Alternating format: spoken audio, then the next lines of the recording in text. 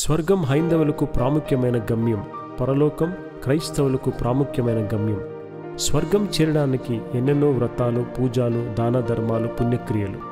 పరలోకం పచ్చి మోసమని ఒకడంటే, పరలోకానికి ఎవరైనా పోయారా, దానికి ప్రూఫ్ చూపించగలరా అని ఇంకొకడు మూర్ఖత్వం ప్రదర్శిస్తున్నాడు. ఒక కంపారిజన్కి లాజిక్ యాడ్ చేసి, ఆ లాజిక్కి రెఫరెన్స్లు యాడ్ చేసి ఈ షార్ట్ మూవీని మీ ముందు పెడుతున్నాను. మిమ్మల్ని ఆలోచింపజేసే ప్రయత్నమే కానీ మీ సెంటిమెంట్స్ని హర్ట్ చేసే ఉద్దేశం కాదు. సత్యం వేషం వేయదు, వేసినా పట్టబడుతుంది. సత్యం వజ్రంలాగా స్ట్రాంగ్, విలువైనది. రండి గ్రహించి ముందుకు సాగుదాం.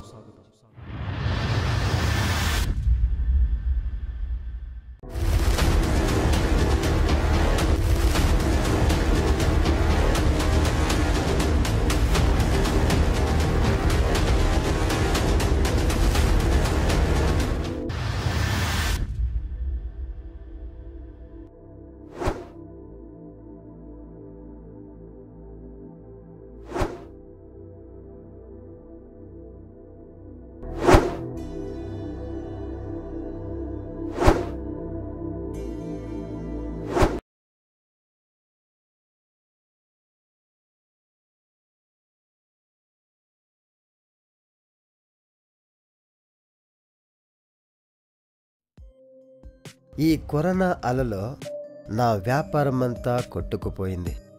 ఈ వీధి తిరిగి ఆ వీధి తిరిగి నా మోకాల్లో ఉండే గ్రీస్ అంతా కరిగిపోతుంది. ఏమైనా సరే నిజాయితీగా వ్యాపారం చేసి ఆ స్వర్గం చేరుకోవాలి.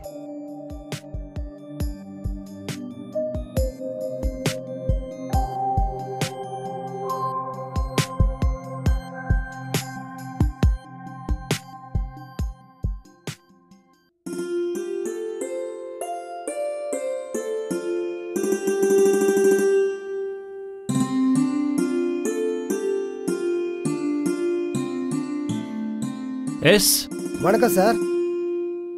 அருமையான கொடுத்தா சுடிதார் இருக்கு, சீப் ரேட்ல கொடுக்குறேன் சார்.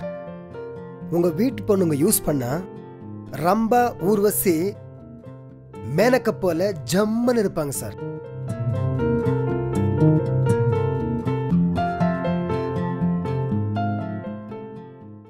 ಸರ್ ತಗೊಳ್ಳಿ ಸರ್, ತಗೊಳ್ಳಿ. ಒಳ್ಳೆ ಮಾಲ್ ಸರ್, ರಾಜಸ್ಥಾನ್ ಬಟ್ಟೆ. ನನ್ನ ಕೈಯಿಂದ వ్యాపార ಮಾಡಿದ್ರೆ నిమ్ ಹೆಣ್ಮಕ್ಕಳಿಗೆ ಬೇಗ ಮದುವೆ ಆಗುತ್ತೆ ಸರ್. వద్దులే సార్, మా ఇంట్లో ఆడపిల్లలు ఎవరు లేరు. Thank you. ఓ తెలుగు వాళ్ళ సార్, తాగే కొంచెం నీళ్ళు ఇస్తారా? లోపలికి రండి.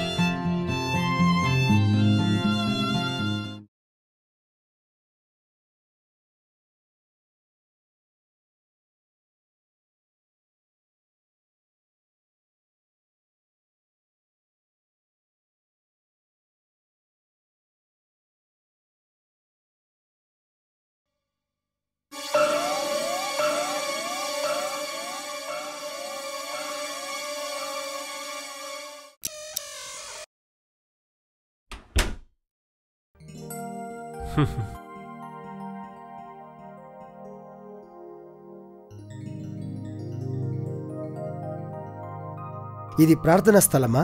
అవును, కూర్చోండి. మీ పేరు? నా పేరు మోజెస్ ఎజెకియల్ అండి. మీ పేరు? సార్ నా పేరు స్వర్గరాజ్ సార్. అదేంటండి మీ పేరు అలాగుంది? అవును సార్, నా పేరులో స్వర్గం ఉంది.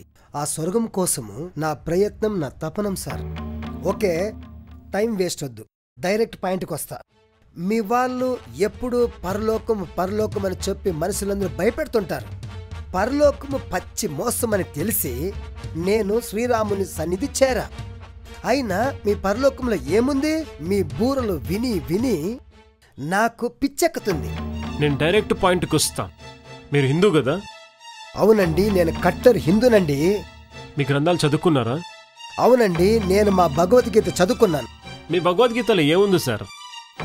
అస్సలైన మసాలా 18 పురాణాల్లో, ఉపనిషత్లో, వేదాల్లో ఉంది.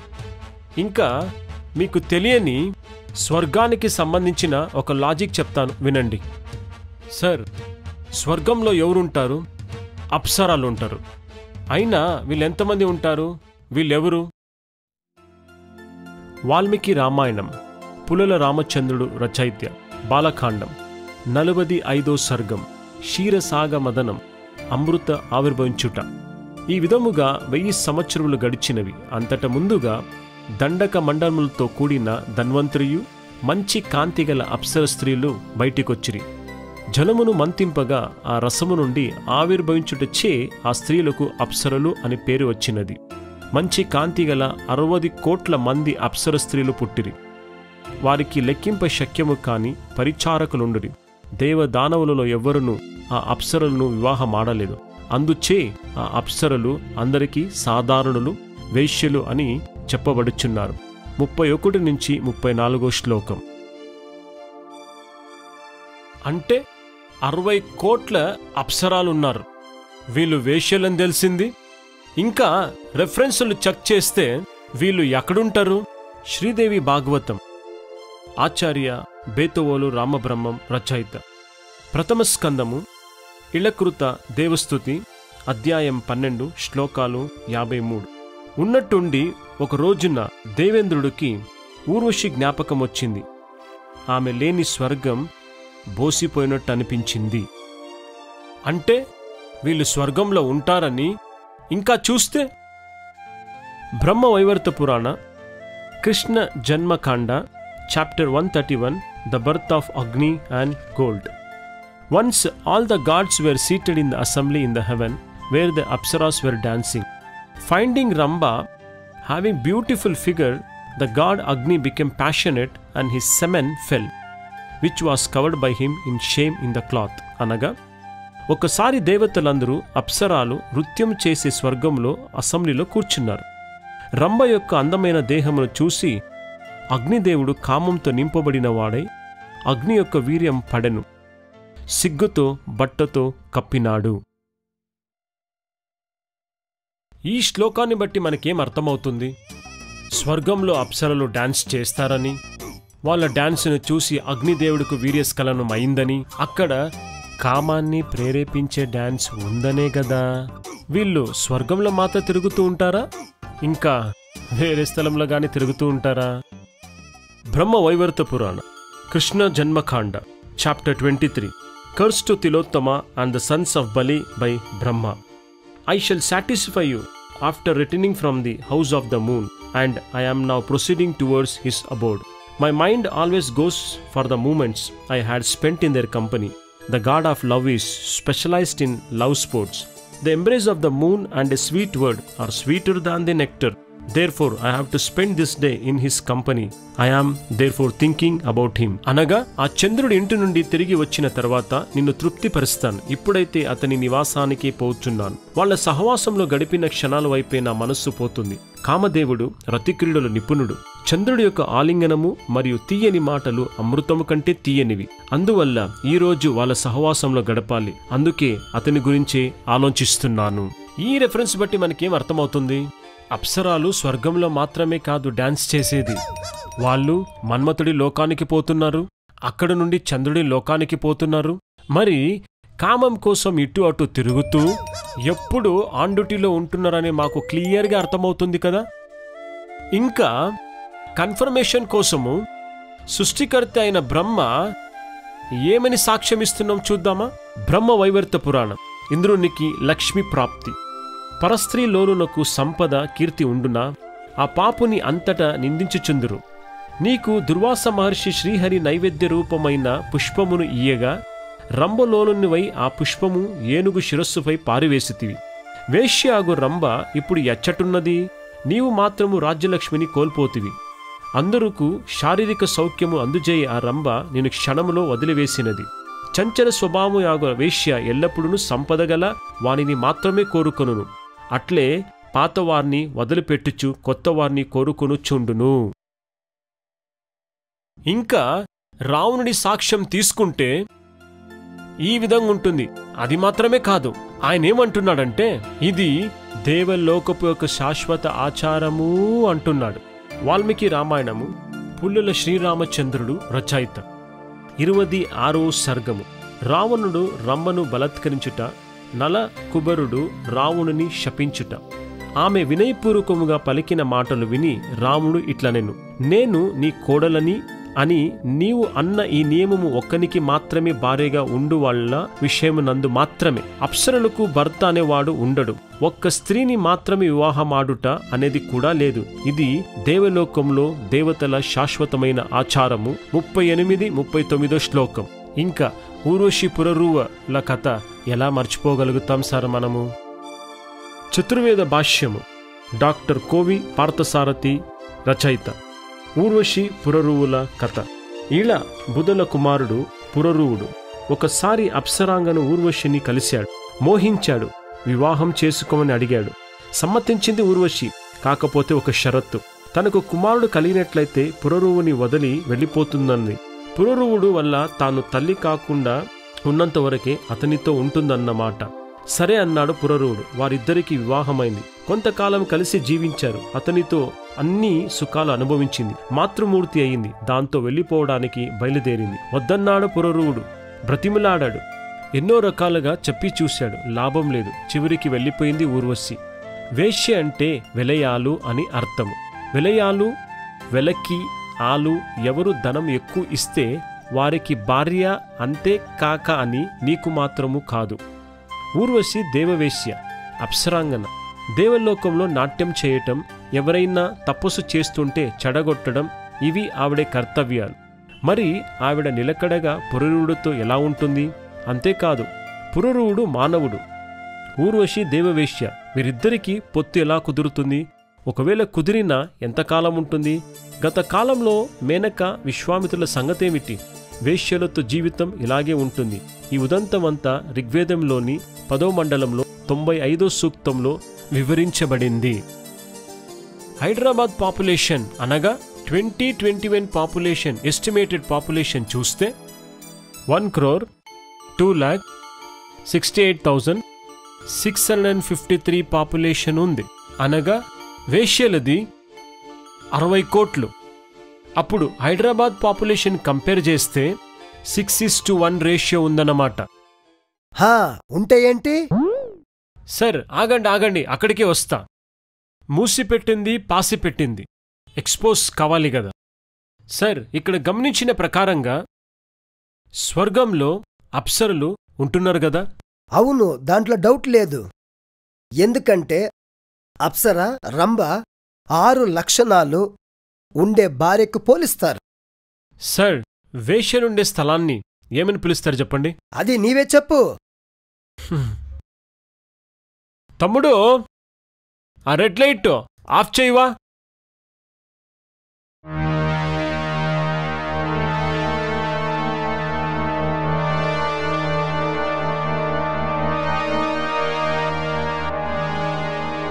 ఇంకా మా బైబిల్ గురించి చెప్పకపోతే సంపూర్ణత రాదు గదా సార్?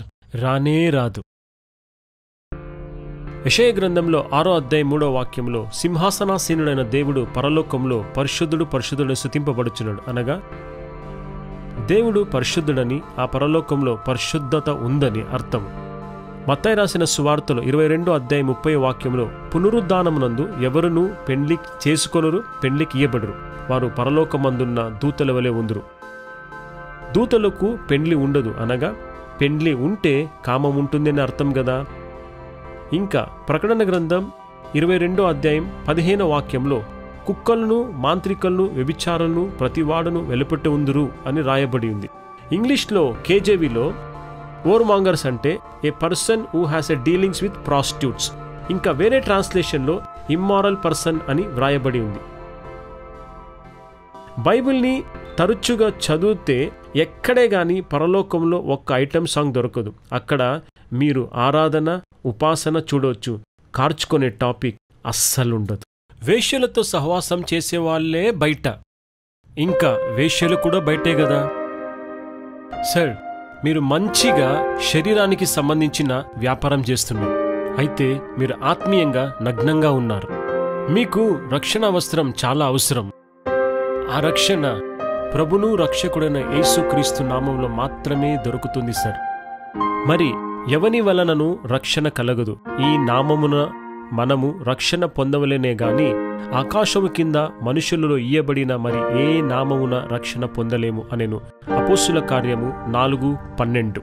మరి ఇంగ్లీష్లో ఒక గ్రీక్ ట్రాన్స్లేషన్ చాలా ఇంట్రెస్టింగ్ ఉంటుంది. అదర్ అనే ఒక మాటకి గ్రీక్లో హెటరోస్ అని రాయబడింది. అనగా heteros denotes distinction and exclusivity and no second choices, opinions and option. Jesus, you are the one, you are the only one and there is no heteros, no other. అనగా విశేషతను మరియు ప్రత్యేకతను సూచించేదే హెటరోస్. రెండో ఎంపిక మరియు రెండో అభిప్రాయము ఉండవు. యేసు ఒక్కడే, ఆయన తప్ప ఇంకెవ్వరూ లేరు అని వివరించేదే ఈ హెటరోస్కి ఒక అర్థము.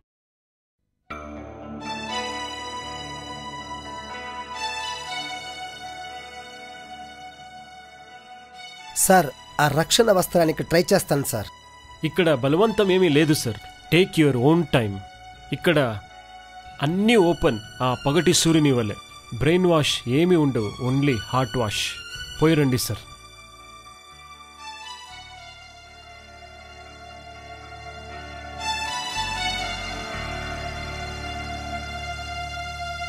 వందనాలు సార్.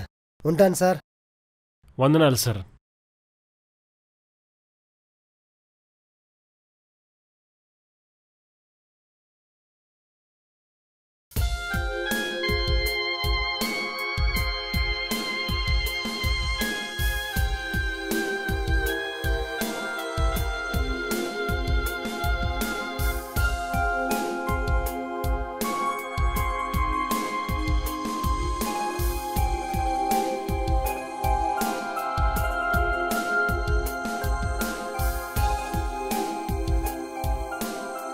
एक चाय देव ना.